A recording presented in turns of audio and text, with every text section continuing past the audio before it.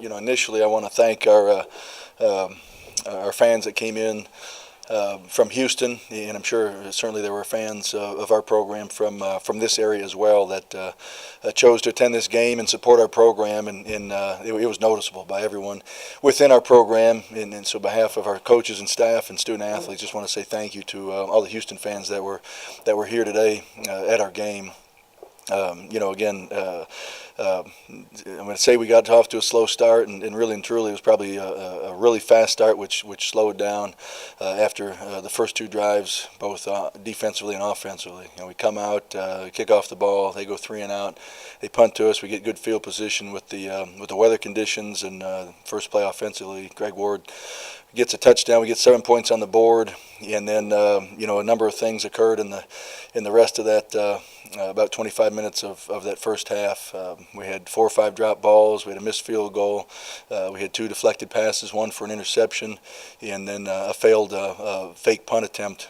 Which again, it's on coaches, it's on players, it's on everybody. We got to come out and we got to execute, and we got to put our guys in a position to be successful. And we went in the locker room, we regrouped at halftime, made some adjustments in all 3 phases. And again, I'm proud of the way our guys came out and responded. Offensively, we went down and got 7 points on the board, multiple drives to start the second half. And defensively, I think we held SMU, off the top of my head, I want to say to somewhere under 100 yards in the second half. I could be wrong on that, but and forced a turnover, which was certainly critical to expand our lead once we got back out on the field with that field position offensively. I thought the wind in the game was a tremendous factor. I think it had a lot to do with the first half when we had the ball and when SMU had the ball in both the first and second quarters.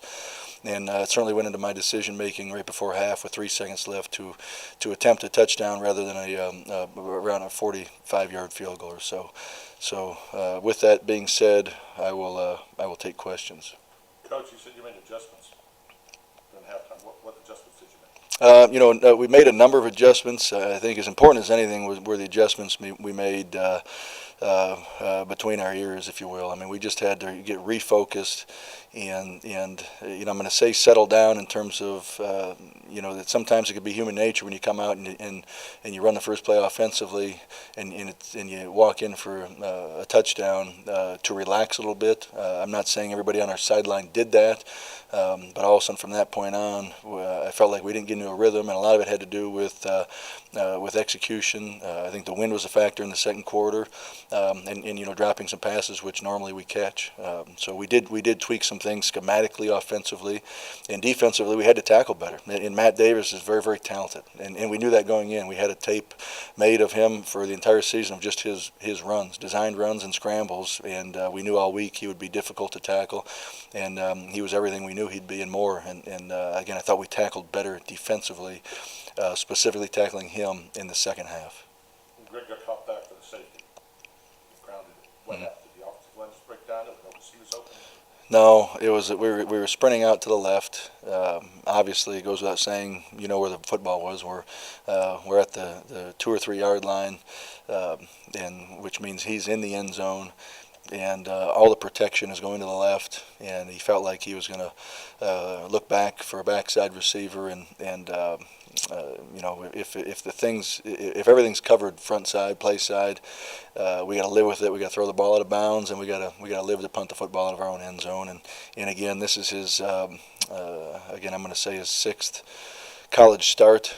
And he's seeing some situations, and we're talking through situations, and we're trying to simulate situations for him in practice. And everybody wearing a hat or a shirt today with a UH or the word Houston on it, standing on the sidelines, made a mistake. Nobody did anything perfect today. Nobody coached perfectly, and nobody played perfectly. And we'll learn from that situation. Whether it's not putting our quarterback in that situation, or if we are in the end zone, just throwing it away and knowing we can live to punt the football. You won your last game against Cincinnati, looking at possible bowl game. What are your thoughts on Cincinnati? Well, Cincinnati, certainly a very, very talented team, very athletic team, very well coached team.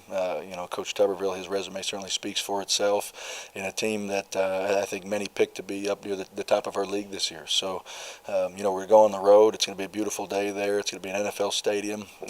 We've enjoyed playing, certainly in TDECU Stadium this season. We've enjoyed playing on the road as well, and we've got some quality road wins this year. So, and one a couple weeks ago in an NFL stadium. So, our kids are excited. And again, we'll let with the shorter week this week, being that we played Friday morning, we're banged up, as is everybody in the United States right now. But give us a little bit of opportunity now in the back end as we prepare for Cincinnati, for our guys to get a little bit more healed up over the course of this weekend, and we'll come back out and look forward to this challenge on the road Saturday. Is there some danger in allowing a team like SMU to lead like that to happen? I'm sorry, say it again. I'm sorry, did you sense some danger in allowing SMU to lead like that to happen, and a team desperate for a win like that, and the longer it goes on, the more inspired they get? Is that part of the reason why you went back to the run game so much? No. What we talk about within our program is we don't ever panic, and we talk about it with our staff. We talk about it with our young men. Talk about having poise and being confident on the sideline.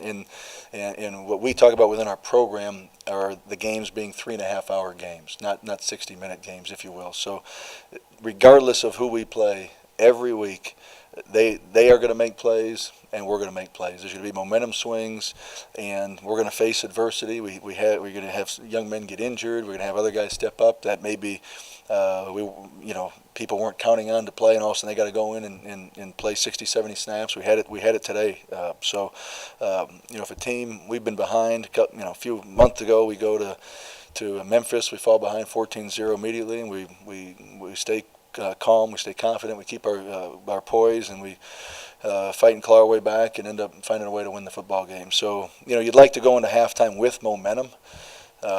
And if this makes sense, for us, certainly we didn't want to give up the 2 scores to them right before half, which could give them momentum. But we felt like we were going to have a chance. It was going to be our ball to start the second half.